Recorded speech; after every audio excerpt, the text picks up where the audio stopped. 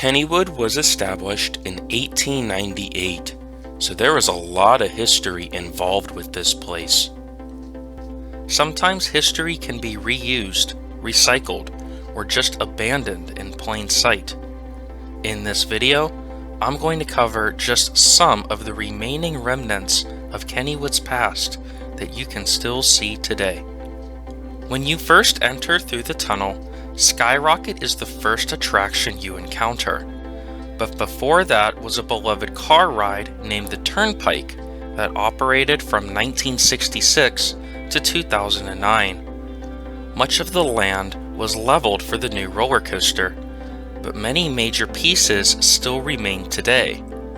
The load and unload area are still on the ground, with some of Skyrocket's footers built into it. You can even see the painted markers. The metal gate surrounding Skyrocket is too from the Turnpike, including its access gates, which are now sealed off. Above it are roadside street lights, which are now parallel to Skyrocket's surf curves. Throughout the Turnpike were white metal rails along the course. One of these are still there, directly above the tunnel and now holding the Goodnight Heart. This heart too was once behind the lost Kennywood Arch, as it was supposed to recreate the entrance to Pittsburgh's defunct Luna Park from the early 1900s. Old Mill is the oldest operating ride at Kennywood, giving many different themes and ride experiences since 1901. The current 2020 edition of the Old Mill includes several props from the defunct Gold Rusher Dark Ride, which lasted from 1981 to 2007. Inside are familiar stunts and figures, including the runaway train and coyotes. Another famous Gold Rusher stunt was the dropping spider, which now sits inside the library scene of Ghostwood Estate, which is in the former ride show building. Speaking of spiders, the little ones in a tunnel in the Old Mill are from the ride's most recent theme to be retired, Garfield's Nightmare. A lot of the sets have been reused, particularly the room with the swinging door and the kitchen, now themed to a saloon. A lot of the Garfield figures did have to be destroyed, but there are now several orange cats scattered throughout the current Old Mill to pay tribute. Fun fact, when the ride turned into Garfield's Nightmare, the ride system got a new paddle wheel to push the water. The original is now on display back in the picnic groves behind Skyrocket. Since 1987, the Pagoda stand has not been serving Asian cuisine, but rather hot dogs, chicken, kibasi, and cold ice cream. This structure was to resemble a similar one at Tivoli Gardens in Denmark. Adorned throughout are wood-carved dragon heads.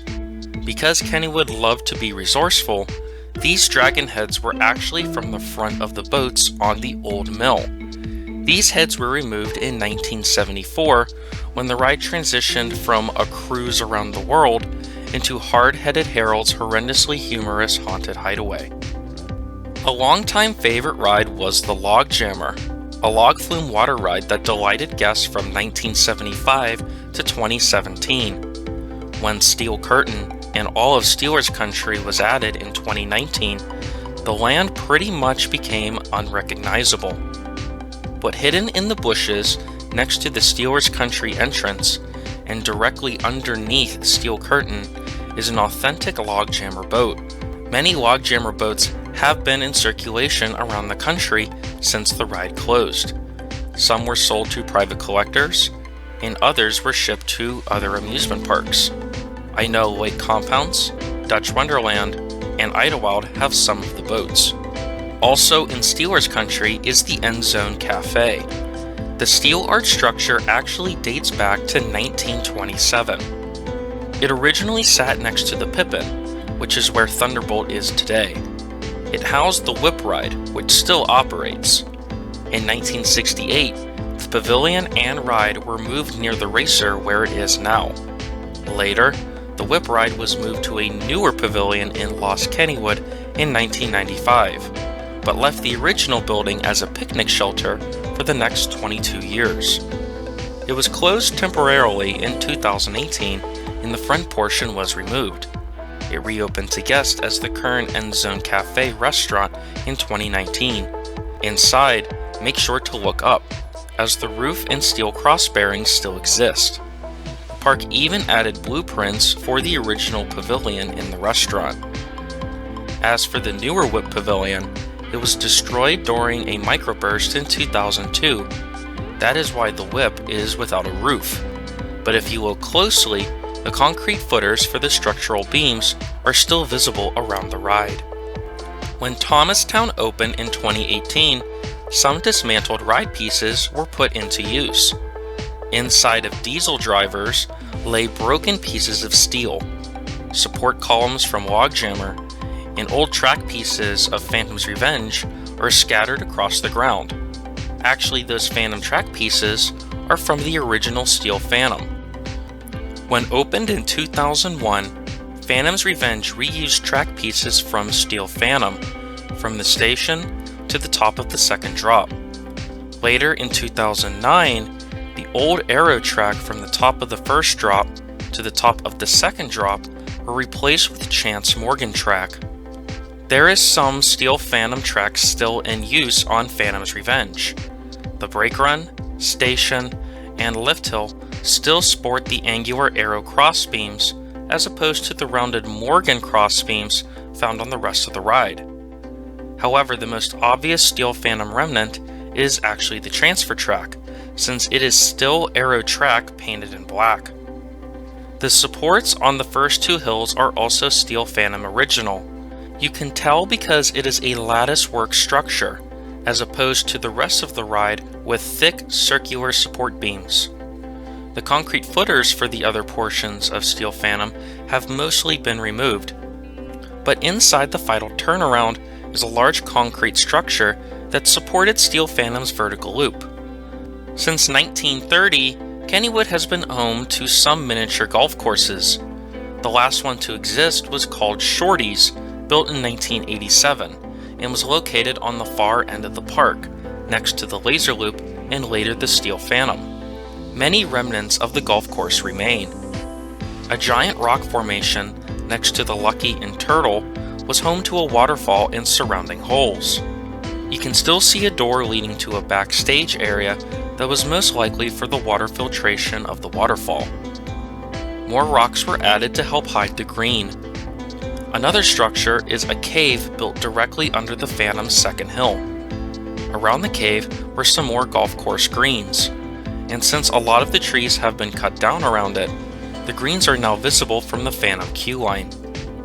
One hole used to go through the cave, but was later turned into the exit path for the Steel Phantom.